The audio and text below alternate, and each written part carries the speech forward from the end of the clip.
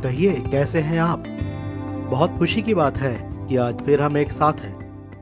मेरे दोस्तों, जहां भी मैं जाता हूं मैं लोगों को बहुत चिंतित देखता हूं।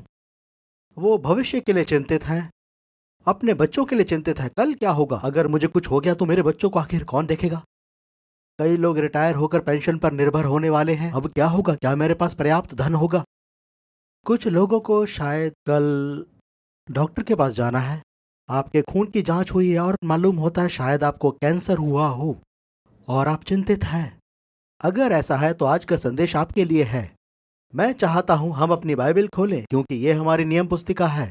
मेरे साथ खोलें फिलिपियों की पत्री 4 अध्याय और 6 वचन। फिलिपियों 4 अध्याय 6 वचन। किसी भी बात की चिंता मत करो, परंतु हर एक बात में तुम्हारे निवेदन, प्रार्थना और विनती के द्वारा धन्यवाद के साथ परमेश्वर के सम्मुख उपस्थित किए जाएं। चिंता मत करो, तुम्हारे निवेदन, प्रार्थना और विनती के द्वारा धन्यवाद के साथ परमेश्वर के सम्मुख उपस्थित किए जाएं। मैं कहना चाहूंगा इस बात में मैं भी दोषी हूं। समस्या आते ही हम सबके पास भागते हैं कि लोगों से सलाह ले सके। बता भाई अब क्या करूं? हम दसियों लोगों के पास जाते हैं और हमारे पास 10 तरह के मशवरे इकट्ठा हो जाते हैं। अब किसे चुने? परमेश्वर कहता है किसी बात की चिंता मत करो। दोस्त, मेरी बात ध्यान से सुने। चिंता करने से आप परमेश्वर को महिमा नहीं देते। एक बार मैं एक वकील के पास गया कि अपने फार्म के कुछ कानूनी दस्तावेजों पर मोहर लगवा सकूं। मैंने कहा मैं इन कागजों के कारण बहुत चिंतित हूं। वो बोले, एंगस ये तो गलत गवाही है। सच में ऐसा ही था, वो बिल्कुल सही थे। ये 30 साल पुरानी बात है। चिंतित गवाही गलत गवाही होती है। अगर किसी तरह की चिंता है तो परमेश्वर के पास लेकर जाएं। दोस्तों, मैं सुबह जल्दी उठता हूं। जैसा आपको मालूम है, सुबह 4 बजे मेरा प्रार्थना का समय है। मैं ऐसा इसलिए नहीं करता कि मैं बहुत धर्मी बन जाऊं, पर इसलिए क्योंकि मुझे ये करना है। परमेश्वर मेरे लिए जितने द्वार खोलता है उतना ही अधिक मैं प्रार्थना में समय बिताता हूं। क्यों? क्योंकि मेरी जिम्मेवारी अधिक बढ़ जाती है। इससे चिंताओं की बढ़ने की संभावना अधिक होती है। परमेश्वर ने मुझे 1 कुरिन्थियों 16 अध्याय से एक वचन दिया था। 9वें वचन में, एक बड़ा और उपयोगी द्वार आपके लिए खुला है और विरोधी बहुत से हैं। हम विश्वासी हैं पर मुसीबतों से रहित नहीं, तो हम लापरवाह नहीं हो सकते। सुनिए, ये बड़ा अजीब है। जब सब कुछ ठीक रहता है, सब ठीक ठाक चलता है, तब दुनिया हमारी परवाह नहीं करती। जब मुश्किल दौर होता है तब वो ध्यान से देखते हैं। अब ये सब विश्वासी ऐसे हालात में क्या करते हैं? जब मेरा छोटा भतीजा मेरे ट्रैक्टर से गिरकर मर गया 25 या 26 साल पहले, तब लोग मेरी प्रतिक्रिया देखना चाहते थे। उस समय मुझे बहुत सारे दोस्तों की तलाश हुआ करती थी और मैं चाहता था वो मेरी दूरदर्शा को समझें। जब मैं अपने शहर की ओर, जो यहां से 15 किलोमीटर दूर है, गाड़ी चलाता हुआ जाता था, तब मुझे पहचानने वाले दोस्त जब मुझे आता हुआ देखते थे तो दुकानों में घुस जाते थे। अगर वो अपनी गाड़ी में बैठे होते तो नीचे देखने लग जाते जैसे कुछ पढ़ रहे हों। वो मेरा सामना नहीं करना चाहते थे।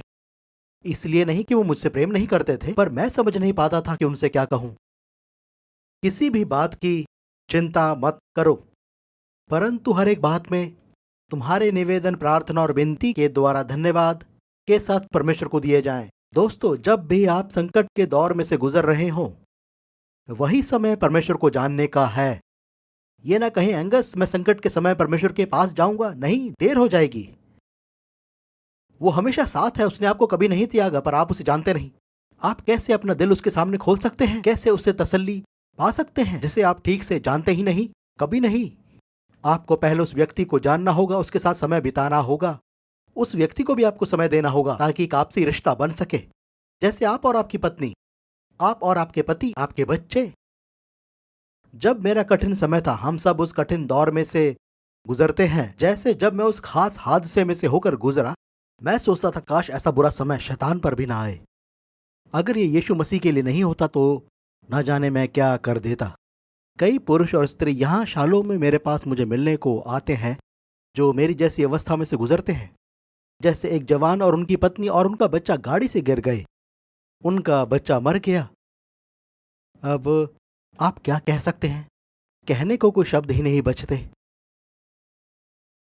और अफसोस तो बहुत छोटा शब्द लगता है, पर आप कह सकते हैं चिंता मत करें, प्रभु से प्रार्थना करें, वो तसल्ली देगा। उन्हें सच्चाई बताएं। ऐसा ना कहें सब ठीक होगा, सब ठीक नहीं होगा। मुझे ऐसा लगता है कल ही मेरा भतीजा मेरे ट्रैक्टर से नीचे गिरा, जबकि इसे 25 साल हो चुके हैं। पर प्रभु अनुग्रह देता है कि आप इस बोझ को उठा सकें। मैं सच में कहता हूं अजीजों, अगर ये उसके लिए नहीं होता तो मैं यहां नहीं होता। सच में दोस्तों, मैं दिल से कहता हूं, मैं या तो शराबी होता, किसी गटर में पड़ा होता या आत्महत्या कर चुका होता। मुझ में इस तरह लोगों के सामने आने की हिम्मत नहीं थी। मेरे बूढ़े पिताजी जिन्होंने देश के लिए लड़ाइयां लड़ी, जो जर्मनी में 3.5 साल तक युद्ध बंदी बने रहे, उन्होंने ऐसे युद्ध लड़े जहां हजारों सैनिक मारे गए, परंतु वो आदमियों का युद्ध था। पर एक मासूम बच्चा जिसके ऊपर आपका ट्रैक्टर चढ़ गया हो और वो मर गया हो, तब यह युद्ध बिल्कुल अलग होता है।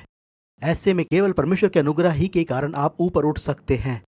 किसी बात की चिंता मत करो, पर हर एक बात में वचन कहता है तुम्हारे निवेदन, प्रार्थना और विनती के द्वारा धन्यवाद के साथ परमेश्वर के सम्मुख उपस्थित किए जाएं, परमेश्वर को बताए जाएं। जब यात्रा कठिन हो जाए तो भी दृढ़ व्यक्ति आगे बढ़ता रहता है, ठीक है ना? क्योंकि ऐसे कठिन समय में ही जब दिवालियापन आ जाए, फसल बर्बाद हो जाए या अकाल या बीमारी आ जाए या दुर्घटना हो जाए, तभी हम समझ पाते हैं कि परमेश्वर हमारे साथ है। अजीजों, दुष्ट क्या करता है? वो भाइयों पर दोष लगाने वाला है। वही तो आपको चिंताएं देता है। जी हाँ, वो अच्छा व्यवहार नहीं करता, धोखा देता है और आपके विचारों से खेलता है, दिल से नहीं, दिमाग से। और वो आपसे यूं कहता है, अरे तू गैर जिम्मेवार व्यक्ति है, तू जिम्मेदार है कि तेरे भाई का बेटा मारा गया। प्रभु के अनुसार वो एक दुर्घटना थी। प्रभु कहता है मैं सब में सर्वशक्तिमान हूं। प्रभु कहता है जो उससे प्रेम करते हैं उनके लिए सब बातें मिलकर भलाई को उत्पन्न करती हैं, वही जो उसकी इच्छा अनुसार बुलाए गए हैं। ऐसा वचन कहता है रोमियो 8:28 वचन में। दोस्त, अब आप चुन लीजिए, चाहे दुष्ट की झूठी बातों को, पर आप चिंतित हो जाएंगे, या आप परमेश्वर के अनंत वायदों पर यकीन करें कि अनंत जीवन पा सकें।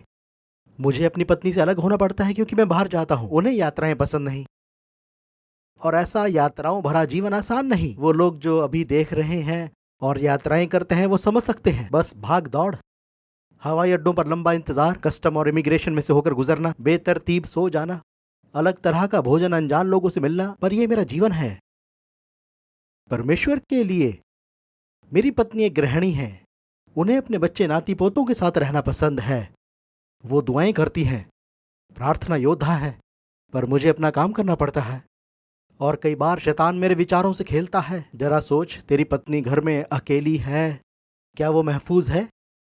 अगर कोई चोर आ गया तो क्या होगा, वो क्या करेंगी? और इस तरह के विचार आपको व्याकुल कर देते हैं, पर आप कुछ नहीं कर सकते क्योंकि आप घर से कोसों दूर हैं। ऐसे में आपको प्रभु को याद करना चाहिए, हे प्रभु, मैं अपनी पत्नी को तेरे हाथों में सौंपता हूँ। और वो कहता है मैं तेरे घर के कोनों पर स्वर्गदूतों का पहरा लगाऊंगा जो 30 फुट लंबे और चमकदार होंगे। एंगस, क्या मैं तेरी पत्नी का तेरे से बेहतर ख्याल नहीं रख सकता? हाँ प्रभु, तो फिर क्या समस्या है? किसी बात की चिंता मत कर। और मैं शांति से सो जाता हूँ। अगली सुबह सबसे पहला काम फोन करता हूँ और वो चहकती हुई मिलती है, मेरा इंतजार करते हुए। आपका रवैया आपकी ऊंचाई निर्धारित करेगा, मैंने ऐसा पहले भी कहा था, और ये सच्चाई है। आप जैसा कहोगे वैसा हो जाएगा। आप में से कुछ जो इस प्रोग्राम को देख रहे हैं बेहद निराशा में हैं। मेरे मित्र किसी भी तरह से अपने आप को ना कोसे। एलिया, जो वचन में एक बहुत बड़ा भविष्य देखता था, निराशा के दौर में से गुजरा था, और तो और दाऊद भी। वो परमेश्वर का दिल अजीज था। मुझे नहीं मालूम क्यों, पर उसके कई कारण रहे होंगे, पर ये परमेश्वर को जानते थे। दाऊद कहता है, मैं उकाब के समान ऊंचा उड़ना चाहता हूं।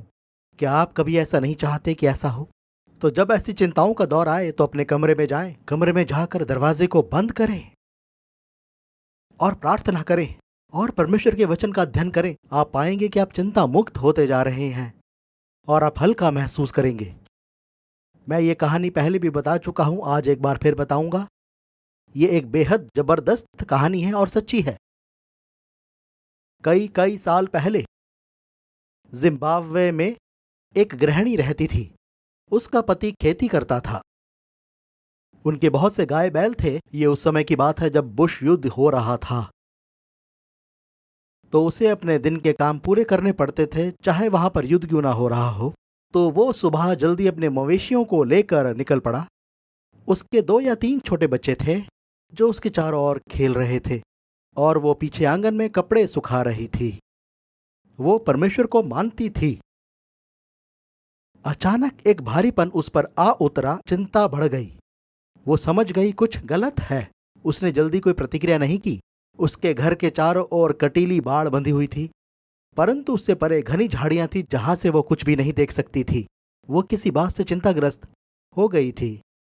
उसने धीरे से अपने बच्चों को लिया और कहा, आओ घर में चलते हैं। उसने दरवाजे को ठीक से बंद किया और गलियारे में खड़ी हो गई। जैसा उसके पति ने कहा था, जब खतरा हो तो यहां रहना, क्योंकि उन दिनों में वहां आतंकवादी घरों में गोलीबारी कर रहे थे।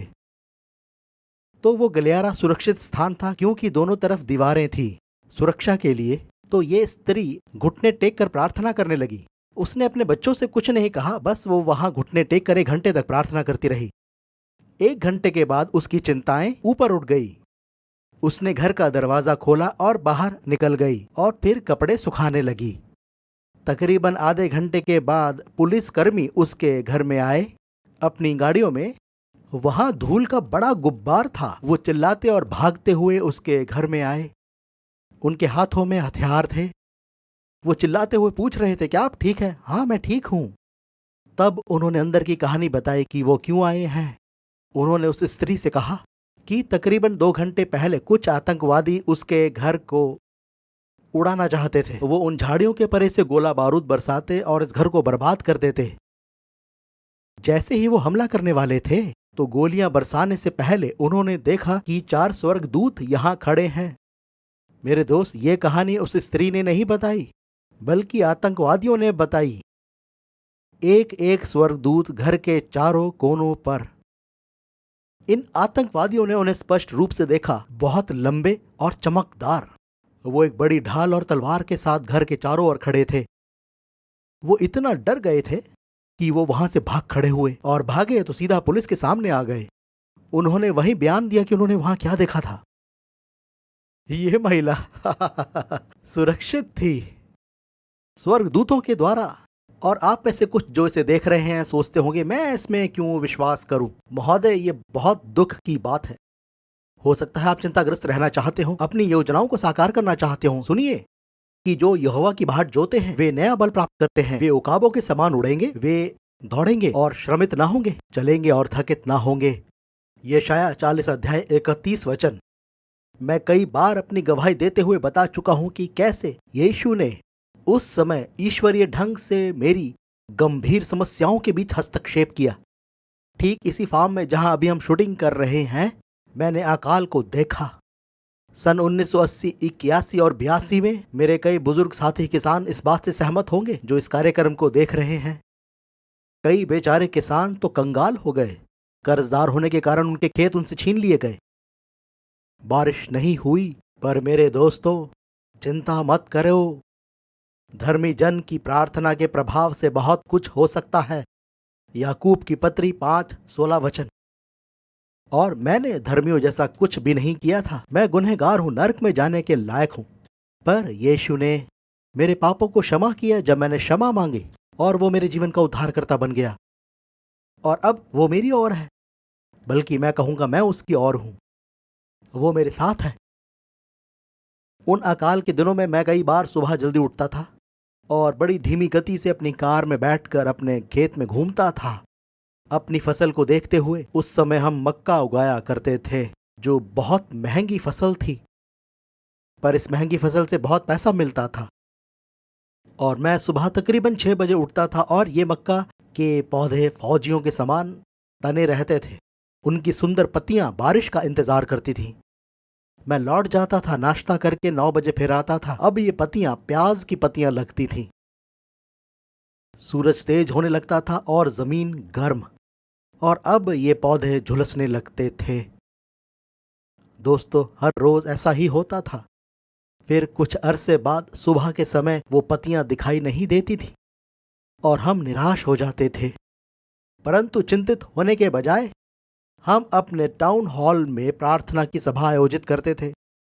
हम एकजुट होकर प्रभु से कहते थे कि बारिश दे। दोस्तों, मैं सच में कहना चाहूंगा कि हर एक बार उस सभा के बाद बारिश होती थी या गरज के साथ छींटे बरसते थे, हमारी फसल बच जाती थी। बेशक परमेश्वर का तरीका कठोर था, पर शायद मेरे लिए यही तरीका वाजिब था। शायद आप भी मेरे समान हो। परमेश्वर ने मुझे सिखाया कि चिंता मत कर। उसने सिखाया कि हर बात में तेरे निवेदन, प्रार्थना और विनती के द्वारा धन्यवाद सहित मैं सब कुछ परमेश्वर के सामने उपस्थित करूं। हमेशा कराहते ना रहें, विलाप करने वाले या शिकायत करने वाले ना बने। प्रभु के पास जाएं, उसे अपनी जरूरत बताएं, उसे अपनी समस्या बताएं। वो आपका समाधान करेगा। वो भला परमेश्वर है। वो आपके लिए है, आपका विरोधी नहीं है। दोस्त, अगर आप रात को सो नहीं पाते, बेचैन रहते हैं, आप कहते होंगे एंगस मैं सो नहीं पाता, मुझे नींद नहीं आने की बीमारी है, तो गिनती गिनना बंद करें, समझे? नहीं तो और ज्यादा थक जाएंगे। बस लेटे रहें, आंखें बंद करें, होने दें पवित्र आत्मा आपसे बातचीत करे। हो सकता है वो आपके हृदय की धुलाई करे या आपके प्राणों के लिए वचन से बातचीत करे। उन वचनों को याद करें। परमेश्वर ने इतना अधिक प्रेम किया कि अपना इकलौता पुत्र दे दिया। यदि मैं अपने पाप मान लूं तो वो क्षमा करने में विश्वास योग्य और धर्मी है। बस ये दोहराना शुरू करें, मैं मसीह में सब कुछ कर सकता हूं जो मुझे सामर्थ देता है। वो ना मुझे छोड़ेगा, ना कभी त्यागेगा। अपनी सारी चिंता उस पर डाल दो, क्योंकि उसको तुम्हारा ध्यान है। सब परिश्रम करने वाले बोझ से दबे हुए लोगों, मेरे पास आओ, मैं तुम्हें विश्राम दूंगा। इस तरह से वचन धोता है। अपनी सारी असुरक्षा को, भय और तनाव और चिंताओं को शांत हो जाने दो। दोस्त, मैं डॉक्टर नहीं, एक किसान हूं, पर कई अच्छे डॉक्टर मेरे मित्र हैं और मैं जानता हूं कि 90% से ज्यादा बीमारियां ठीक यहां से हैं। इसका क्या मतलब एंगस? वो दिमागी हैं। आप खुश नहीं हैं, निराश हैं और बहुत खाते हैं, तनाव या निराशा के कारण, या कुछ खाते ही नहीं, उदासी में, या आपने बहुत शराब पीना शुरू कर दिया है। अगर आपको नशे की आदत है दोस्त, मैं आप पर दोष नहीं लगाऊंगा, ना ही यीशु आप पर दोष लगाता है। आपकी समस्या शराब नहीं है, आपकी समस्या वो चिंता है, वो घबराहट है जिसने आपको घेरे रखा है। मेरी सलाह मानिए, शराब छोड़ दीजिए। बेशक उसके बारे में चिंता भी मत कीजिए। परमेश्वर के साथ समय व्यतीत कीजिए। पढ़िए कि वचन आपके विषय में क्या कहता है, और आप शराब पी नहीं पाएंगे। जी हाँ, जब 1979 में मैंने अपना जीवन प्रभु को दिया तो मैं शराब पीने का आदी था। मैं हमेशा अच्छी मेहमानबाजी करता था। जो भी मेरे घर में आते थे वो अक्सर शराब के आदी होते थे। पर प्रभु को जानने के 3 महीने बाद एक दिन मैंने अपनी पत्नी जिल से कहा, मैं अब शराब नहीं पीना चाहता।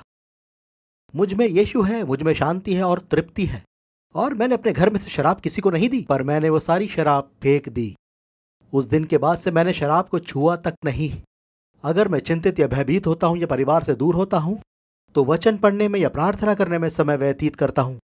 परमेश्वर मेरे सारे दर्द को दूर कर देता है। मैं स्वर्ग में अपने भतीजे से जल्द मिलना चाहता हूं। मैं जानता हूं वो समय बहुत जल्द आने वाला है। वो मेरा इंतजार करता होगा, वो मुझे पहचान लेगा और मैं उससे। मुझे उस दिन का इंतजार है। यीशु ने कहा, किसी बात की चिंता मत करो, पर हर बात में तुम्हारे निवेदन, प्रार्थना और विनती के द्वारा धन्यवाद सहित परमेश्वर के सम्मुख उपस्थित किए जाएं। मैं आपको बताना चाहूंगा, जब आप अपना बोझ प्रभु के पास लेकर जाते हैं तो उसे वहीं रहने दें।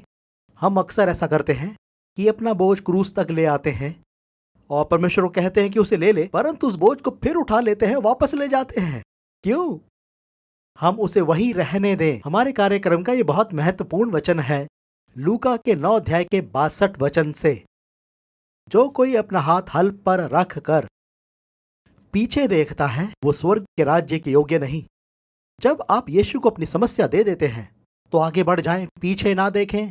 और जब दुष्ट आपके कंधे को थपथपाते हुए आपको याद दिलाए, तूने तो अपने भाई के बच्चे को मार डाला, परवाह ना करे, उससे बात करना समय की बर्बादी होगी। वो झूठ का पिता है और वो भाइयों पर दोष लगाने वाला है। उसके पास कोई अधिकार नहीं है। वो केवल आपसे झूठ बोल सकता है और झूठ बोलकर मार सकता है। आप उसे कह सकते हैं, शैतान याद रख, मेरे पाप क्षमा हो चुके हैं, यीशु ने मुझे क्षमा कर दिया है, मैं आजाद हूं। जब यीशु की परीक्षा ली गई जंगल में, उसने क्या कहा? वो कह सकता था, शैतान दूर हो, है ना? पर नहीं, उसने कहा, लिखा है। मनुष्य केवल रोटी से जीवित नहीं रहता, लिखा है। तू प्रभु अपने परमेश्वर की परीक्षा ना ले, लिखा है। आप वचन को पढ़ें और आपको चिंतित होने की जरूरत नहीं पड़ेगी। आप कहते होंगे, एंगस मालूम नहीं क्या होगा मेरे बच्चों का मेरे जाने के बाद। भजन संहिता 37-25 वचन मैं लड़कपन से लेकर बुढ़ापे तक देखता आया हूं, मेरे समान। परंतु ना तो कभी धर्मी को त्यागा हुआ और ना उसके वंश को टुकड़े मांगते देखा है। ये आपका उत्तर है।